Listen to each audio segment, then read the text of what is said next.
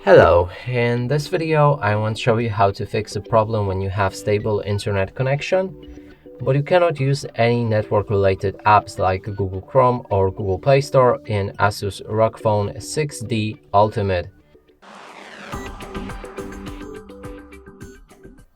And first let's try to open any website on our Google Chrome. So right here, if you refresh or try to reach new one, there's this problem.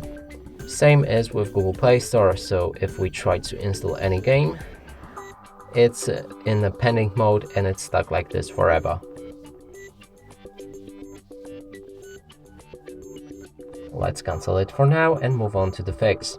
So open your settings, go all the way down and find System Preferences, System, and here select Date and Time and set time automatically. This should fix both of the problems, and if we try to refresh the same page, it works fine now.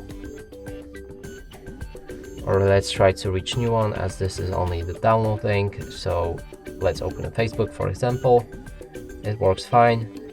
And same as with Google Play Store, so we can install this game and it begins to download almost instantly. And that's it for this video. Hope you like it. Please consider subscribing to our channel, leave a like and a comment below.